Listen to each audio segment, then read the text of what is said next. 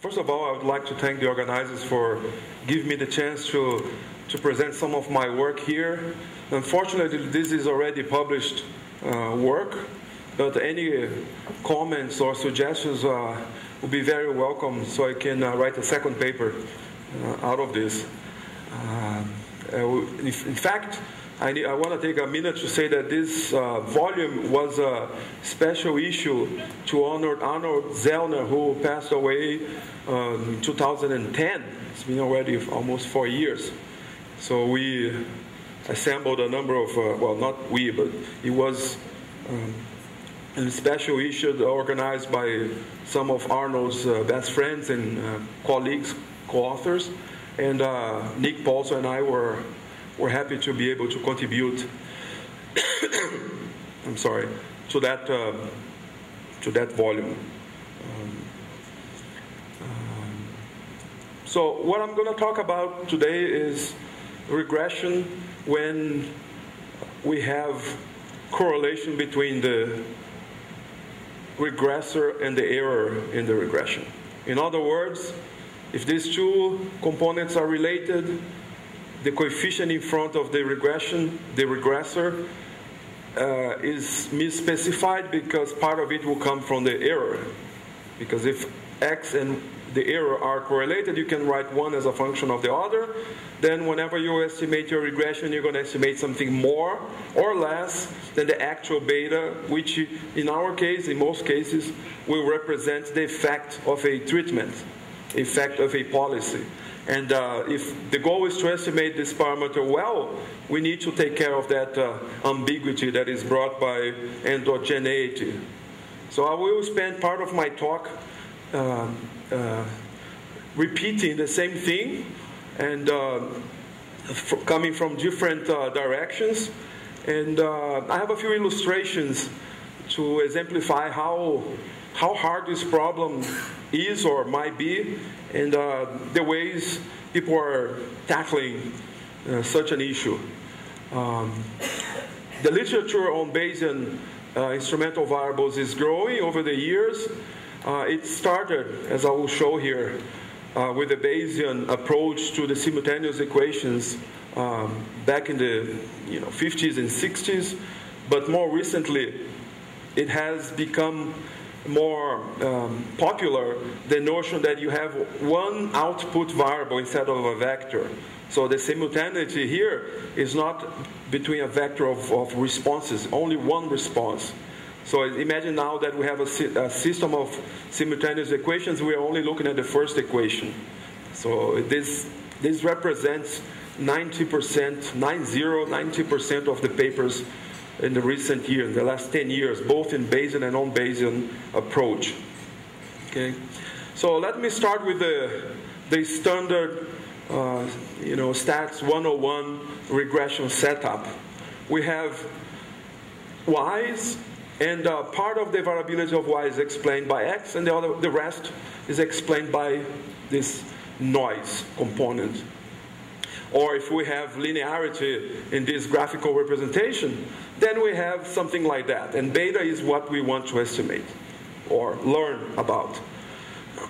So OLS is basically x transpose x to the minus 1 x transpose y. And we are happy and we go home after we do this. If you're Bayesian, we include here some prior, and you do the same thing. This is already done for a number of years. What happens is, sometimes, going back here, sometimes we close this triangle by linking the u's to the x's. When I make a connection between the u to the x's, now there are two sources of variability of y coming from x and u. U comes directly here, so that's a non-explainable part. But there is one part that is coming through x and the other part that is coming through u via x, and another component that comes from x to y. So there is I don't want that. I need to disentangle this part here. Because at the end of the day, if the error component contributes more than x, if I link through here, I will I will mistakenly assume that the variable x is affecting the y more than it should, or less than it should. Okay. So, for instance, this is the obvious example, like in the geyser example that Rosangela talked about. This type of example appears all the time in microeconometrics, microeconomics, in policy evaluation. Trying to understand how much money you're going to make, earnings, depending on the number of years of school. So we all here have PhDs. We make more money than if you don't have a first high school degree, for instance. But what we want to do is to say, well, how about if inside of these variables that I do not observe, there is something that is a latent component called ability. So if I'm more able, chances are that I'll make more money, but chances are that I'll also have more years of schooling because there will be incentives for me to go to school, like grants, more money. Here, get these fellowships so you can go to a better school. That will indirectly affect your earnings. But I don't want that component because then I would be biased by the fact that I have two groups of people. So what I really want is, even if you have that additional opportunity, I want to take that out and say, well, the number of years, how that specific variable affects y. So we go from a simple linear relationship between y and x to a causal relationship between y and x. So we move to causation scenarios. So high U due to high unobserved ability leads in general to higher earnings, but may lead to higher levels of schooling, since schooling is likely to be higher for those with high ability. This likely is what we're going to try to measure. How likely, how strong is that indirect component? So we are in this context. So if we are in that context, and I go back to my linear regression, so now I have a non-zero relationship between y and x. So if I have a non-zero relationship and I'm assuming linearity, then I can say that u can be written as a function of x, or x can be written as a function of u. It doesn't matter. The point is, this hidden process that you usually don't capture has a component gamma that when you do fit your simple regression, OLS, you are estimating beta plus gamma. So OLS is going to estimate, put a hat on beta plus gamma, not beta. Or if the gamma is negative, so you're going to be underestimating. If beta is positive, you'll be overestimating the actual influence of the number of years of school. Okay, these guys here are zero correlated, of course. Otherwise, this mechanism would enter the same system of endogeneity.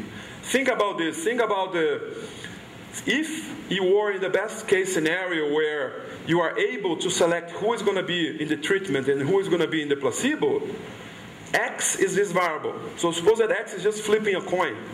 So if I flip a coin and move you to that side if it's head and to this side if it's tail, what I'm saying is that now that component is not anymore related to x. So there is like this extraneous, this alien component that is deciding, apart from ability, is deciding which group you are going to enter. But in observational studies, we don't have this in general. We cannot simply go and say, well, you guys are going to go to high school and you guys are not. And then 10 years from now, I'll go and see who is going to do better. We don't do that. We can't do that for many reasons. At least for a moral and ethical reason. A second situation where this kind of endogeneity appears is when we have, and this is probably more familiar to those in this audience that deals with biostatistics on a daily basis, the problem of omitted variables bias. So if, in fact, what you have is this top regression, and what you fit is this one without the the z component. So if there was a z that was important, and but the z that was related to x, then again what's happening is that we are missing this part here. So that delta gamma for us will be this bias component. So if there is no association between the treatment variable, which is x, like the number of schools, years in school, and the confounder, whatever that is, or between the variable, the outcome, in our example, the earnings, and the confounder, then there is no bias, and then you go back to the standard linear regression, and there is no problem. So your goal, the goal of the econometrician, or the statistician in this case, is to make sure that these guys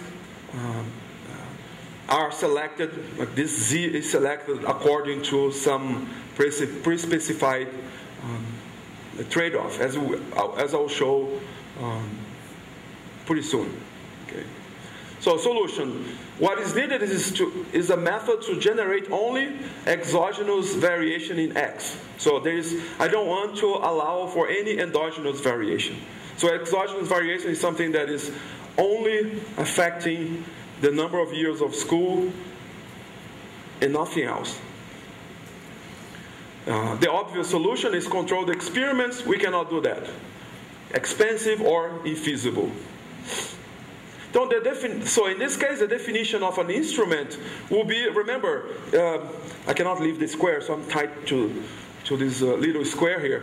But if we just take out this arrow and that one, we have the linear regression. Now I include that one, so I created this indeterminacy of the endogeneity, the endogenous behavior. So a way out of this problem is to introduce this z. That z variable is related to x, but it's not related to u, and it's related to y through x. So the dependence is going to go through x. So if I want to remove this guy here, u will go directly to y, and z will go directly to y separately. No connection between z and u. So in this path diagram, we have like a solution to this bias, endogeneity bias problem by introducing this instrument. The problem is, from a practical point of view, we have to guarantee that this line, the line that connects u to z, is invisible. There is no line. But it's hard to make sure that. So what happens is that in general, we might have some, if there is a line between u and z, however weak, then z suffers the same endogeneity problem that x suffers. So you choose an endogenous variable, what you think is an instrument, as another endogenous variable. So you don't solve the problem.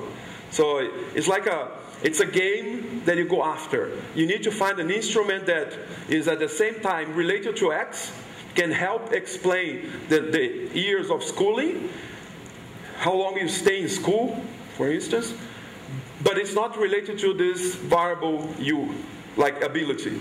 So it cannot be related to ability in our fictitious example. Okay. Am I in front of you? I'm sorry, I cannot leave this square. So, put everything in one page. Well, we are interested in the middle equation, but we usually like to, in econometrics, to put first the selection equation, which is the instrument, which is the artificial randomization that you are creating. You are creating a randomized experiment, but it's not, through the first equation. In other words, you're saying, well, I know x is related to the error, but now I'm going to go through the z. So in this way, I can eliminate some of that indirect influence of u on the y. So the selection is like, imagine like at In a standard study, you have students at age, let's say, 11. So they decide if they are going to go to school or not, or their parents, or if they're going to work. So that's the selection. They select, the parents select. And then later on, like 10 years later, when they are 20, we see how much money they make vis-a-vis the amount of study they had. So what we want to do is to find that variable that made the parents decide the kid should go to school or not, but that is not related to ability. It's related to something else, some other types of incentives. They are not directly related to the number of years of school. Okay. Something exogenous. That's the idea.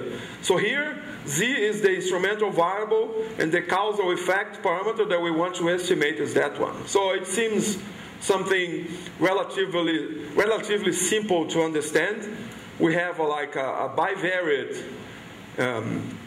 model where y is affected by x, but x is not affected by y through z here. So we can put this bivariate system in a reduced form easily to learn about the parameters of the model. So just to give you now, like after this little story, give you, for those who are interested, and this is available on my website in many of my courses, this is slides, so you can go and pick it up if you want. IV regressions are related to many of these topics. You know, there are some very interesting papers comparing Bayesian and non-Bayesian IV problems or errors in variables problems. One that I like, and I was brought to the attention of this paper by Nick Paulson. He has like 1 million papers in his head, just like Basilio. Where's Basilio? Basilio here knows all the references for most of the things I asked him. So this is a nice paper, 1968 paper. And the more recent, a more econometric-like, multidimensional type paper is this paper by Kleibinger and Zivot. And Zivot has lots of things in time series. Co-integration, reduced rank regression, they're all related to the same types of issues of endogeneity. This slide only tells a little story of how things evolved. For instance, Rosangela just talked about the Dushala process.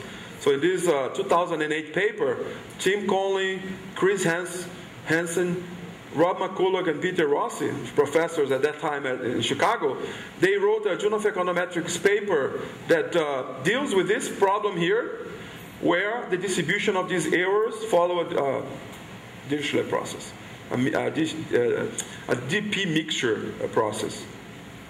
It's a very nice paper. It essentially solves the problem in a very elegant way from a Bayesian point of view. The problem that the frequentist literature has always tried to solve. They want to be agnostic about the distribution of the errors. Fine. This is being super parameterized, but at the same time being agnostic, letting the data tell you if you need normality or skew t or whatever distribution for the error. So this is a nice paper worth reading, even if you are not interested in instrumental variables. Another one that I like, and if you know Chris Sims, he just got a Nobel Prize for being a Bayesian econometrician. And ever since 2005, he doesn't publish his papers. He just put his papers on his website. I guess he got bored of, whatever. So there's some interesting papers there. So there's a little hand here annoying my presentation. So thinking about instrumental variables. So this is a paper that is also worth reading. These two papers are very interesting. This one here is not worth reading. Just throw it in the garbage. But everything that Philip did trying to illustrate how bad the Bayesians were based on Jeffrey's priors. So that tells something about the Jeffrey's priors. And he doesn't do any good job there. There are lots of textbook material you can read. So these are for those who feel need some more background. This is a very nice chapter by Justin Tobias and one of his colleagues in the Handbook of Bayesian Econometrics. This appeared in 2011. The chapter 6 is Bayesian methods in macroeconometrics. So it's a nice it's a nice chapter for those who are interested in these kinds of problems. And, well, this is 2012, but the book has not appeared yet. So we are writing a book on that, on Bayesian econometrics. It will hopefully appear next year. So the goal of my paper, after presenting or illustrating how, at least to showing you how big an issue is to not take proper care of endogeneity, is to to show that from a Bayesian point of view, what we suffer is that we have likelihoods that are ill-behaved. We're going to see likelihoods, posterior distributions, if you think about vague priors, they look very ugly or very hard to explain. Here's one of the quotes by Rossi and others. So what we're going to do is we're going to use a collapse-based decomposition of a covariance matrix. In this case, we have a bivariate covariance matrix, so relatively simple. Remember that going back a few slides, we are talking about this system now, where I want to model the whole covariance of these errors, and how strong is the correlation between these two errors determines how strong is endogeneity. If the correlation is 0, there is no endogeneity. Okay, so in one case we can have weak instruments depending on delta, or you can have strong or weak endogeneity. So we have the two situations, and even though people deal with the two extremes are very easy. What happens is that problems will appear when we have weak instruments, when the significance of delta is quite small, and when there is some correlation, but not a strong correlation. The correlation is vague between the errors. So in that situation, we'll see lots of identification issues showing up. So let's go back to our system. So for those who are about to fall asleep, imagine that this is, as I said, earnings. I'm trying to model earnings as a function of the number of school years, years of schooling, and the years of schooling is described by a vector of instruments. I'm going to deal with one instrument only in my examples, but here is where this system is the system that I mentioned to you a few minutes ago that represents 90% of the instrumental variable literature nowadays. What happens is that sometimes you have one variable here, one x, but this x can be explained by 500 variables. So you have like many weak instruments. So you just Google many weak instruments. This is the model that will show up. And there are lots of adaptations to this model by introducing factor models, by introducing other types of things. I'm just finishing a paper with a colleague where if we do have many instruments here, if this P is 100, then we use factor analysis to sort of reduce the dimension, but not only vaguely reducing the dimension, but with the goal of maximizing the information that the instruments will give to this equation. So it's like one of those factor regression scenarios. But in our case, we have a bivariate context where this matrix sigma is just 2 by 2, represented here by the diagonal components. Unfortunately, I wrote them without a square, but this is a variance, this is another variance, and this component here, rho, is the correlation between the errors in the two equations. Okay.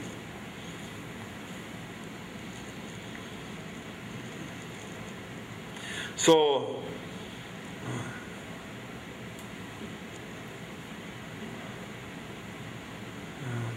this is not important.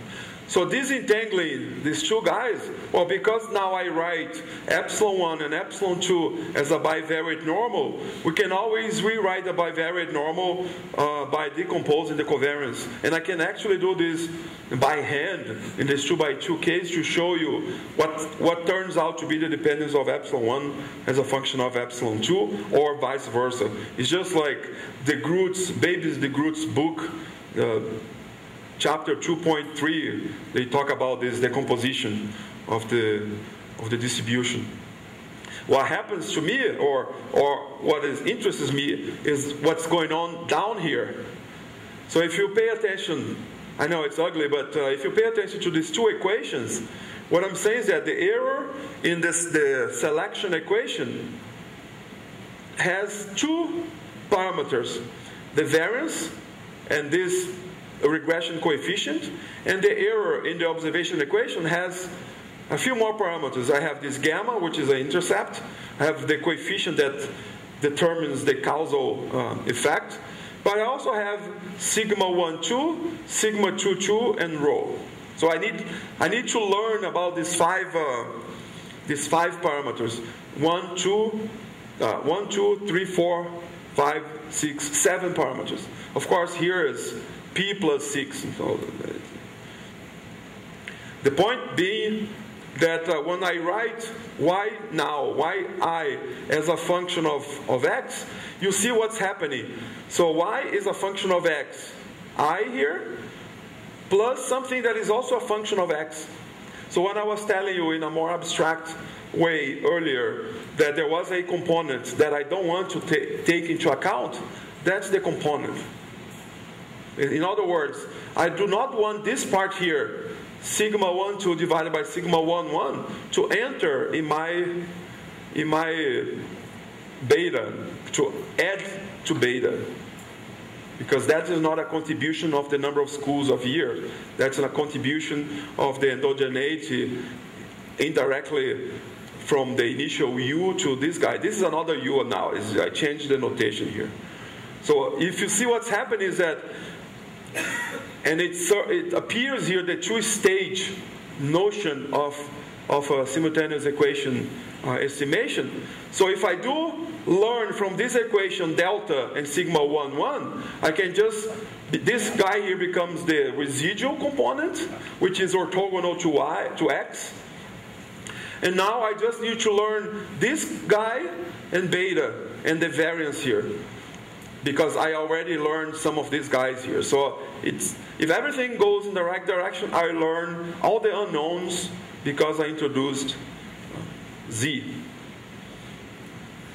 So to make that clear, here's the recursive equations again.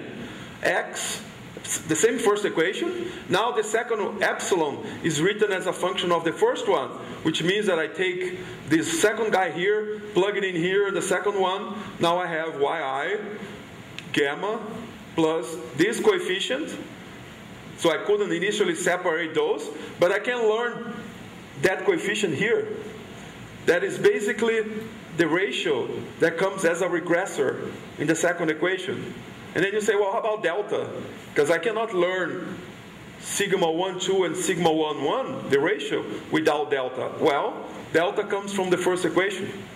So run your OLS for the first equation, get a delta chapelle, like hat, delta hat, plug that delta hat here, you learn this whole product, then you will factor out what is this ratio. This ratio is what you get here. But I already learned in the second equation this sum. So whatever that number is, 5. So it's going to be 5 minus whatever it came from here. So you can see how everything is disentangled. So the endogeneity bias in this case is the information of xi that is correlated to the error that should not be used when I want to learn about beta. So this ratio is what I want to get rid of. And one possibility, as I mentioned earlier, is to say, well, sigma 1, 2 is 0. Well, if sigma 1, 2 is 0, then I don't have that. So x is not endogenous anymore. So what I just mentioned is what I'm talking about in this slide. So if you take 1 second to read it. So we have all those parameters in the previous equations. So what I'm going to do, I'm going to run my regression, the first step regression, and learn, or estimate if you want, learn delta and sigma 1, 1. With delta and sigma 1, 1, I'm going to learn this coefficient, that coefficient, and once I have delta and sigma 1, 1, I learn sigma 1, 2, because I have sigma 1, 1 here, delta. This delta star came from here. Now I learn sigma 2, 2 as a function of this variance, which I learned from OLS. And this sigma 1, 2 square, I've just learned here. And sigma 1, 1, I've just learned in the first step. Then finally, what I actually want is beta, which is this guy, this whole thing minus that quantity. Well, that whole thing I learned here, subtract that, then I get beta. So that's basically what the instrumental variable does. Allows you to learn sequentially, in this two-step, in this recursive system, allows you to learn beta. Okay. Of course, there are lots of things that I haven't mentioned and I won't mention in details, is, for instance, when we have several instruments, which one you're going to use here to learn this? So you might have what the econometricians call over-identified or under-identified systems. So which delta from which instrument you're going to use to find these correlations. But this is not the point in my talk. We can talk about that before, somewhere else. But all these steps are basically saying that in my first slide I had a connection between y and x, which I cannot have anymore. What I do is I bring this distribution of s given z, and then I include here z in the distribution of y given x and z. So in other words, I'm modeling y and x jointly. That's given z. That's basically what's happening. I'm breaking that dependence in this particular way. Okay. Well, the model is not going to be identified when delta is 0. Why? Because go back there. Well, if delta is 0, so I do not learn, if delta is here is 0, well, that guy in the denominator is 0, so I don't learn this guy. If I don't learn this guy, I don't learn that guy. If I don't learn that guy, I don't learn beta. So if you pick an instrument which is not an instrument, you don't have an instrumental variable solution. Okay, this is what happens. So if the instruments in Z explain only a very small portion of the variability of X, what we call the weak instrument scenario, then the likelihood function is going to be highly concentrated on this line. So if the actual beta is, let's say, 2, but this number here could be 1, then this guy is going to be 3. But this guy could be anything. So it will be anything in that line. So when we look at the likelihood in a minute, you'll be very tight around because it could be anything in that direction. The more you give to this guy here, the less you have to take from that one. So such that beta remains the same. So the identification problem, the limiting case is when delta is actually 0, but when delta is not necessarily 0, you still have this kind of weak identification notion. Okay. Another way of looking at the identification problem is not writing the joint. And here's another pause to discuss why that. Well, this is what we Bayesians, how we Bayesians prefer to look into this problem in the structural form. So we have a system of recursive equations. You just estimate one and then you estimate the other given the first one. You have the estimation of the joint. So there's nothing wrong with that.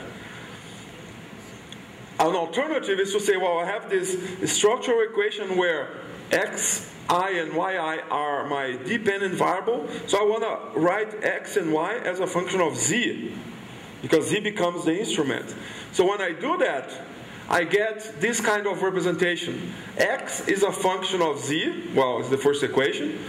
And y is now a function of z, but now I cannot separate this beta and delta. So it's another way of looking at the identification issue. So if I don't learn delta here on the top, I cannot disentangle beta and delta. I can only learn the product. The same way here, I can only learn the sum. So it's the same issue, just written in a reduced form system of equations. again, the model is not identified in the limiting case. So, with that in mind, so now we're going to look at that system. When I say learn, learn, learn, this will be essentially this tool will be essentially the equations that I'm going to use in a GIP sampler to draw these parameters. So using what Rossi and others proposed in their 2005 book on Bayesian statistics in marketing, they say, well, let's model the 2x2 covariance matrix by inverse Wishart distribution, and let's model the selection equations coefficients as a normal, and the instrument and the outcome equations coefficients, the intercept plus the slope, as a bivariate normal with these hyperparameters known. I'm gonna play a little bit with that. Okay, so posterior inference is available via a relatively simple GIP sampler, and Peter Rossi and collaborators, they wrote a package for R called Bayesian that has all this, and I coded myself just to make sure. For this example, we get the same results because I wanted to change the prior here on sigma, and so it works fine. So you can use that package if you have a problem like this. And it's easy to see. I'm going to skip through these full conditionals. No need to go over that. I'm just telling you, easy to sample from for sigma, easy to sample from for gamma and beta, easy to sample from delta as well. So as an illustration, this is one of several illustrations we have in the paper. We simulated 200 observations, and I have like several simulations, as I said there, but for the presentation I picked the one that is more interesting. The weak instrument, so that means that this is the instrumental variable coefficient, this is the intercept in the selection equation. So what I'm saying is that x is equal to 1 plus 0.1 z, while y is 1 plus 0.5 x. And the covariance, the variances are 1, the correlation is 0.1, so that is a low degree of endogeneity. So weak instrument, low degree of endogeneity. Okay. And I play with two priors here that I deliberately called, because I can, a relatively vague prior and non-informative prior. But what we'll see is that things that should look similar will give very distinct results.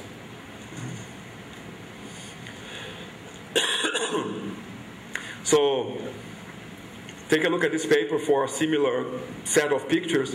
But what's happening here is that when we run with a relatively vague prior and a non-informative prior, what I call here a relatively vague prior is actually highly informative prior. So look, let's go back. This is a prior that I would use in any regression. Many of you have done that for Bayesian linear regression. 3 degrees of freedom for Wishart, centered around, because this is a scale divided by that, so centered around the identity, so nothing fancy. It creates like a large standard deviation, but that relatively vague prior actually concentrates a lot beta in the range -2 and 2, for instance. So I'm actually inducing arbitrarily the range for this unknown parameter, this unidentified parameter. So as you can see, beta goes from -2 and 2 here. But if I had the prior that is, allows it to go further, you see that this is the reach that I was talking about earlier. I cannot learn beta and sigma 1, 2 divided by sigma 1, 1 separately. I can only learn the sum. And here's the sum on the top of this line. And look at the shape of this these distributions. Look at the joint likelihood, if you will, the joint likelihood for beta and delta, you know, as you move delta close to zero, which means that you have less of an instrument. Beta gets bigger in terms of variability because it could be anywhere. But if the instrument is strong, like if delta goes to 1 or if delta goes to -1, then beta goes to a very small number. In other words, the instrument becomes more and more important, and it solves the endogeneity problem.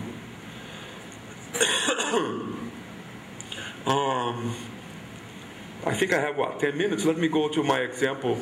I want to skip this. You can go and read that if you want. There are lots of papers, even including Bayesian model averaging in instrumental variables, the instrumental variables context. This paper by Rafter is worth reading. I liked it a lot.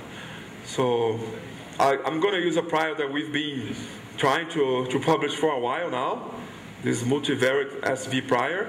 And basically what we do is we decompose sigma by Koleski. So it's an alternative way of learning about sigma as opposed to the Wishart distribution. So there are limitations to the Wishart distribution because it creates some dependencies in the parameters that is too restrictive. By allowing this Koleski decomposition and modeling the components of this matrix A and H, I can free a little bit more the type of variability in the prior for sigma. Here I have two situations that I claim are similar but not quite the same. In the left I have a prior based on the inverse Wishart, and on the right I have a prior that is based on this Koleski decomposition. So in other words, what I'm saying is that the inverse Wishart, depending on the prior, you can make this very flat for the correlation. What I'm saying here is that for me, for this Koleski based, I can make it, very close to a flat prior with a little bump here and here, but very similar to that one in at least qualitatively speaking. The same thing for the other ones, as opposed to a little bit of a higher peak here, but the range is basically the same. So, qualitatively speaking, they are both very similar priors, but they lead. Let's see. Now I have to remember which one is which I don't. Okay, I had two different priors for sigma, Wishart, inverse, and then I had two different priors for beta delta. One which was a normal, and the other one which was this Jeffreys priors that I skepped through, back here. So you go and read this Sims paper, 2007, and you find this prior. So I'm using this a Jeffreys type prior and a normal prior with a large variance for beta. So I have four combinations of sigma, prior for sigma and prior for beta. And now I don't know which one is which. So I will skip this and go straight to my example. These two illustrations that I'm presenting now, actually I'm going to present. I think I'm going to go straight to the second example. This one is nice too. So if you have questions, you can ask me at the coffee. So this is an example that I took from Stock and Watson. Stock and Watson's Introduction to Econometrics. The reason is the referee asked me to give more, applied examples, and I said, okay, I'm going to go and pick one that people learn in grad school, undergraduate school, in undergrad. So demands for cigarettes. So we want to see if by changing the price, or by increasing the price of cigarettes, people will smoke less, like it happens in the US. In the US, a pack costs $10. And here it's what? £1, 2. How much is it? 6. So 6 reais, 2 $2. So it's like way more expensive. So the question is, does that actually affect the demand for cigarettes? So what happens is that the variable that this study or this example picked as an instrument was sales tax. So, portion of the tax on cigarettes arising from the general sales tax, measuring dollars per pack in real dollars, not nominal dollars, deflated by CPI.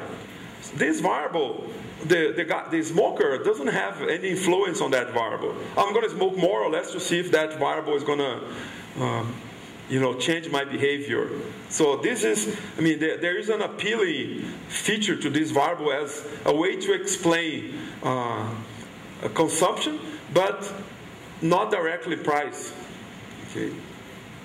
As you can see, the goal here is to see if price affects consumption. It looks like. So this will be my OLS regression. But the question is, there are other things that could affect both at the same time. So I'm trying to take the X variable, the endogenous variable, and explain that variable with sales tax. So this variable explains, sales tax explains the price relatively well. So that would be like learning my delta to jump into here to learn my beta. So that's basically this example. So if you do OLS, so if you just do OLS here, you get delta equals to 0.0067. If you do OLS in here, considering the information from the second one, we get these two guys. So the sample coefficient of correlation between the residuals of both OLS fits is around -0.2. So this will be like my exploratory data analysis to see how I would do my modeling.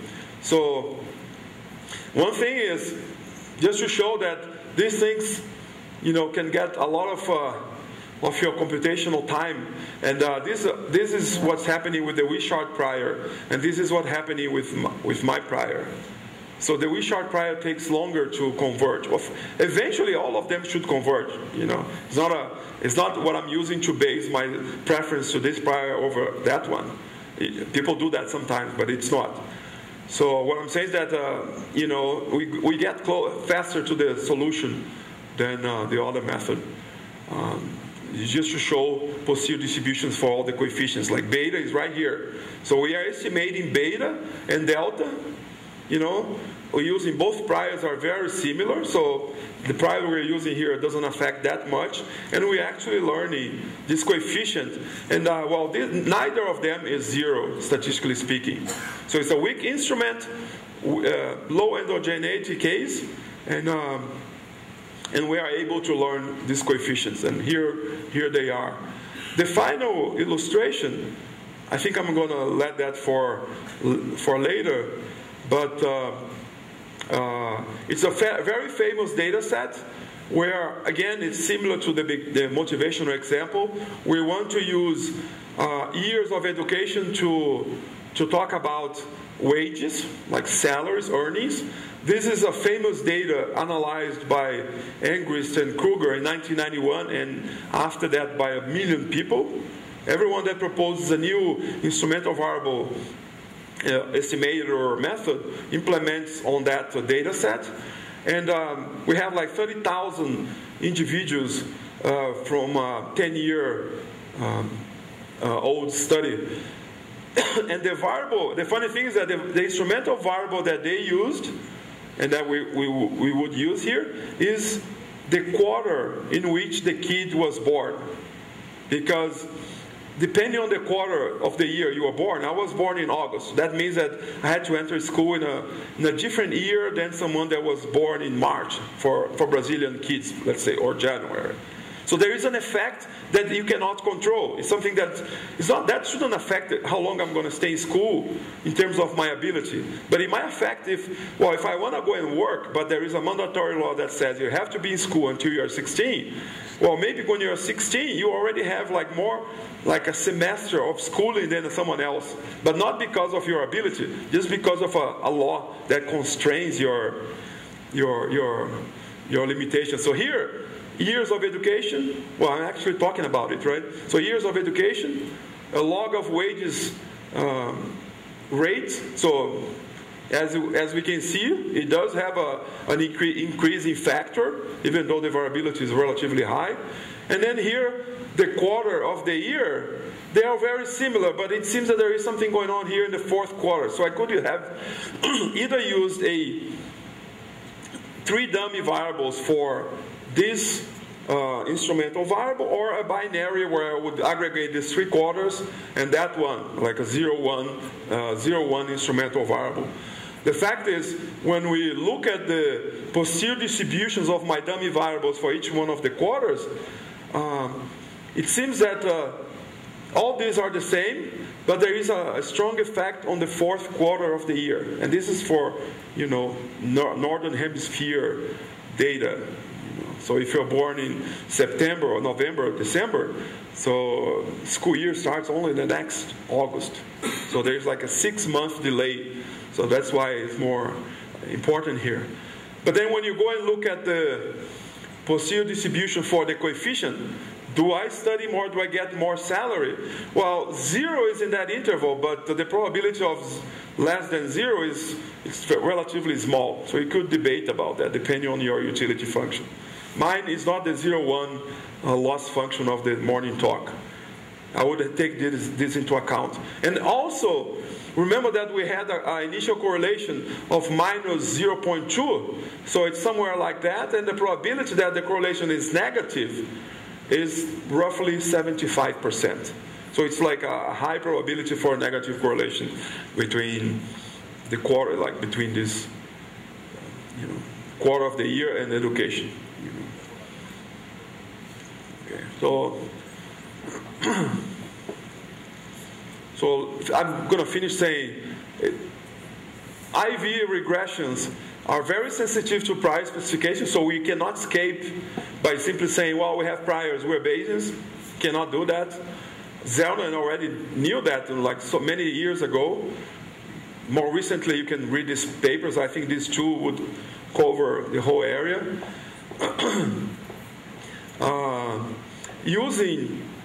We show that we showed the Gibbs sample for this and how it performs in the weak instrument situation. We used our own prior to learn about sigma. So this will be like our tiny wrinkle of contribution in this paper, tiny little one.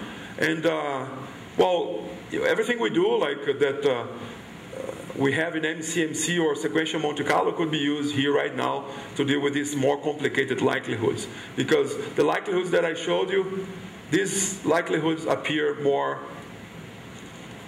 than you might think. So normal approximations are not a good idea in these cases. Okay.